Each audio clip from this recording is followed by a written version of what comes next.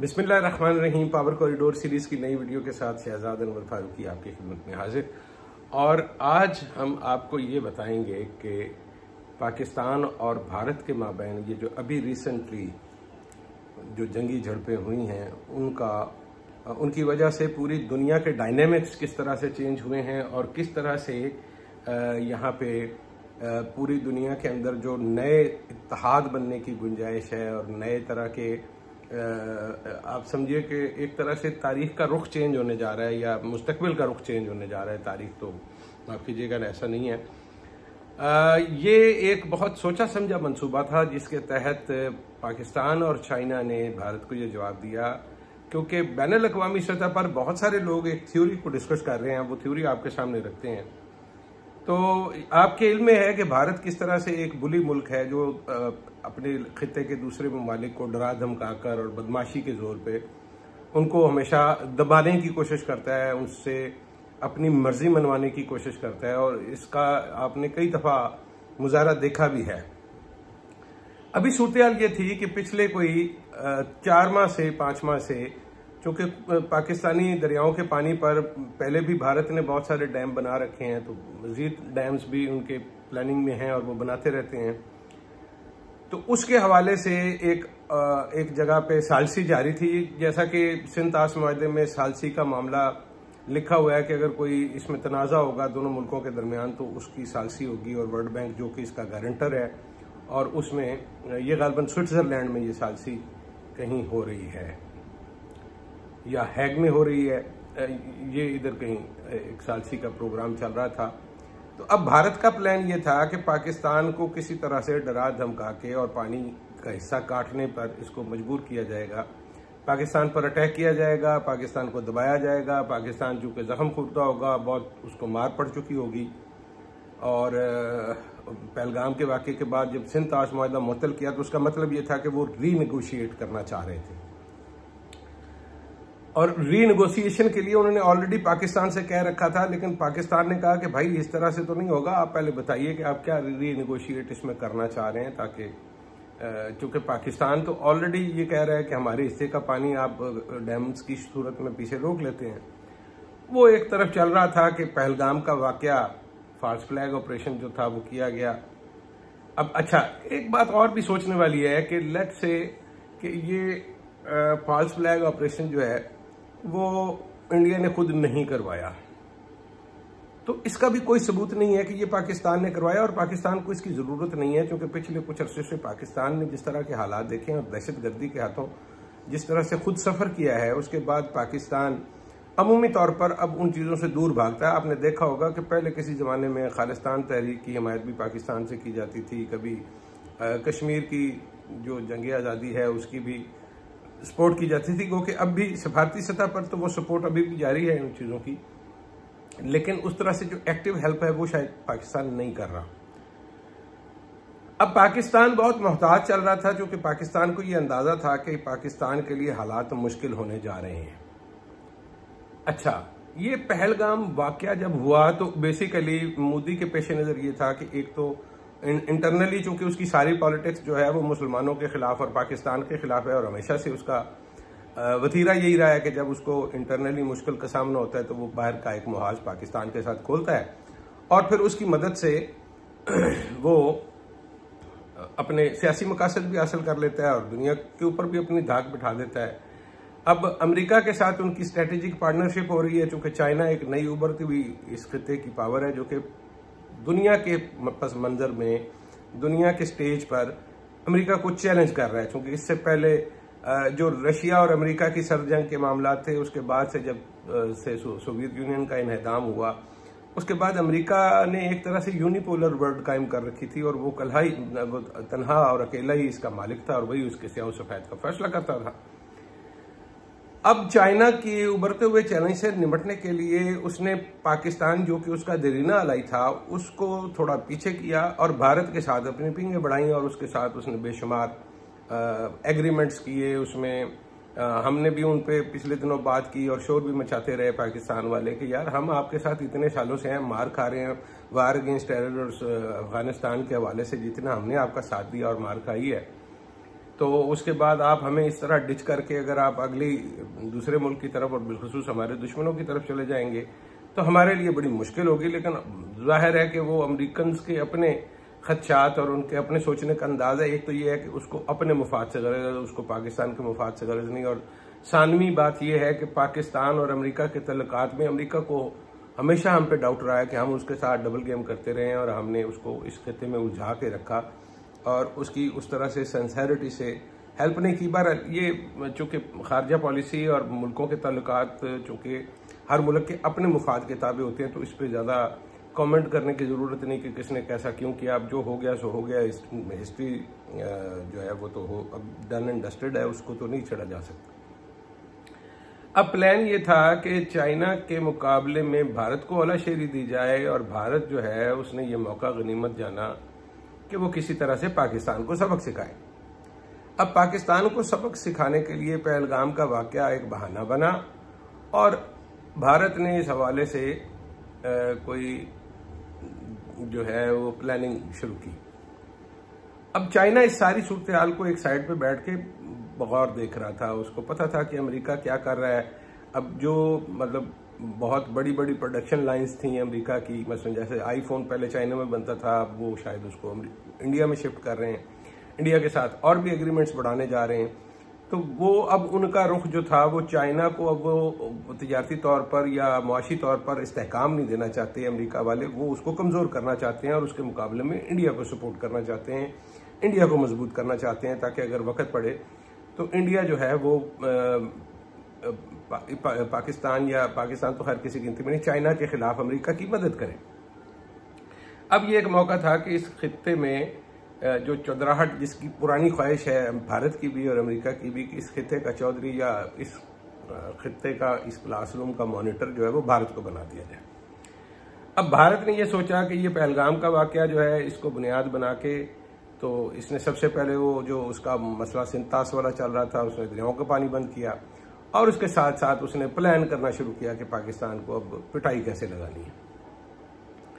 अब चाइना जो बाहर से बैठा इस सारी सूरत हाल को देख रहा था, चाइना ने इस हवाले से बहुत ज़्यादा जो इंटेलिजेंस थी वो इकट्ठी की और इकट्ठी करके पाकिस्तान के साथ शेयर की कि एक्चुअली ये होने क्या जा रहा है और ये प्लान क्या है। इसी दौरान अमेरिका के नायब सदर जो है वो भारत के दौरे पे आते हैं और भारत उनको ये बता देता है कि हम इस तरह से जा रहे हैं और हम इस तरह से पाकिस्तान के खिलाफ काम करने जाएंगे। तो एक तरह से उन्होंने अमेरिका को एतमाद में लिया। अमेरिका ने एक इतला ये भी है, मतलब बैनुल अक़वामी तौर पे जो थ्योरी है कॉन्स्पिरेसी थ्योरी है उसमें ये कहा जा रहा है कि अमेरिका ने हलाशेरी दी या धमकी दी कि ठीक है भारत आप करो जो करना चाहते हो।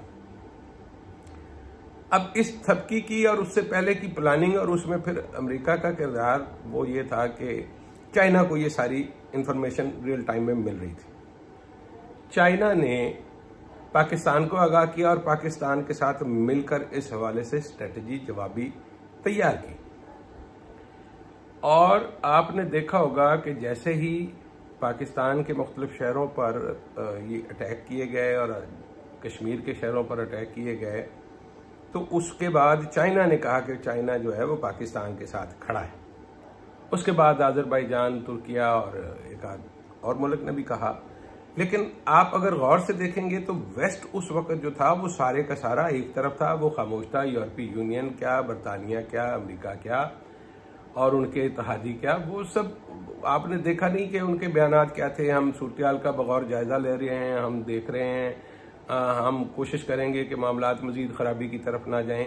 और अंदर खानी वो कोशिश कर रहे थे कि इसको किसी न किसी तरह से, अब ठीक है जो करना था भारत ने कर लिया, अपना पॉइंट स्कोर करना था, तो अब पाकिस्तान को जो है वो रोका जाए इस सारी बात से कि वो इसका जवाब न दे।